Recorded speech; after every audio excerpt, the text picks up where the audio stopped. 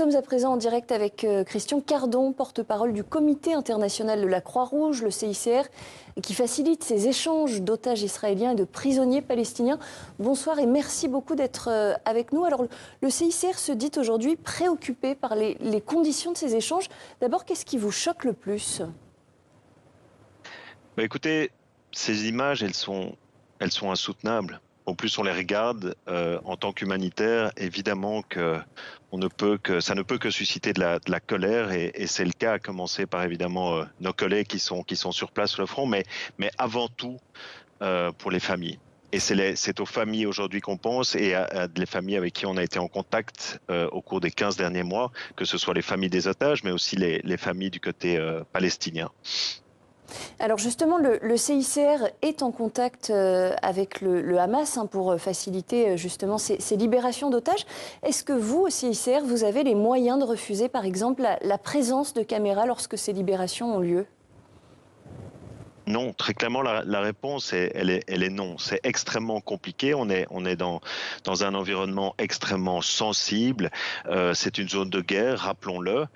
Soyons très clairs aussi que nous agissons à la demande des parties, les autorités israéliennes et les autorités du Hamas. Ce sont de part et d'autre des autorités qui nous connaissent depuis des années. Le dialogue existait bien avant même le 7 octobre.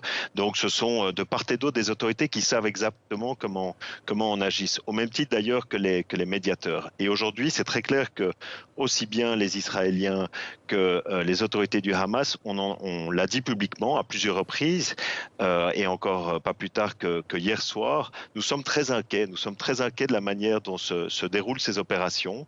Nous faisons tant bien que mal notre rôle d'intermédiaire neutre. Nous allons continuer de le faire. On est face évidemment à un dilemme énorme. La grande question, c'est toujours et si le CICR ne le fait pas, qui fait? Quel est l'acteur qui remplace le CICR entre le Hamas aujourd'hui et les autorités israéliennes? Donc il y a un impératif humanitaire qui est absolument énorme. On a une responsabilité énorme. Nos collègues sont sous une pression gigantesque aujourd'hui à Gaza. On fait notre mieux. On n'est pas épargné par des critiques incessantes. On en appelle encore une fois aux partis, mais aussi aux médiateurs, à également porter leur poids, leur voix dans la balance, et s'assurer aussi que les conditions s'améliorent. Nous ferons notre part du travail, nous le demandons encore une fois, oui, et au Hamas et aux autorités israéliennes. Alors justement, Christian Cardon, on sait que ces otages israéliens, ils sont apparus hier très amaigris. Est-ce que le CICR a eu accès à ces otages pendant leur détention, ou vous avez découvert leur état physique au moment de leur libération ?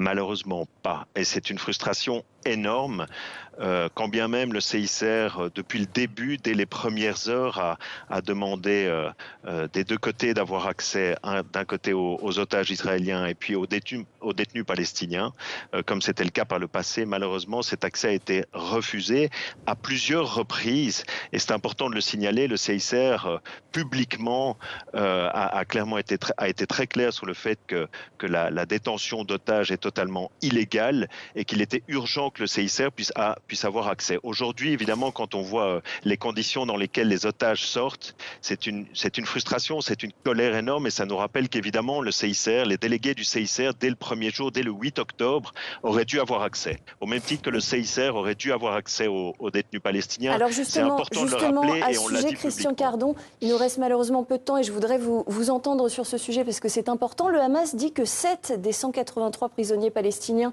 libérés hier par Israël ont dû être hospitalisés. Les ONG font aussi régulièrement état de violences subies par ces prisonniers dans les prisons israéliennes. Est-ce que le CICR aujourd'hui est en mesure de confirmer ces violences ? Encore une fois, le CICR n'a pas eu accès au cours des 15 mois, qu'il s'agisse des prisonniers palestiniens ou qu'il s'agisse des otages, comme je l'expliquais auparavant. Lorsque le CICR a accès, que ce soit dans ce contexte, comme c'était le cas par le passé, ou dans d'autres contextes, on entretient un dialogue confidentiel afin effectivement de faire part de nos recommandations pour l'amélioration des conditions de détention. Malheureusement, cet accès n'a pas été possible, et de toute façon, nous ne commenterions pas de ce dialogue que nous avons avec les autorités. Maintenant, effectivement, c'est une préoccupation de voir d'un côté les otages sortir dans ces conditions-là et de l'autre côté les détenus. Et donc, le plus rapidement possible, et encore une fois, nous appelons à avoir un accès immédiat tant aux prisons en Israël qu'aux otages israéliens. C'est urgent. Voilà un appel urgent et entendu. Merci beaucoup Christian Cardon, porte-parole du Comité international de la Croix-Rouge. Merci d'avoir répondu aux questions de TV5 Monde.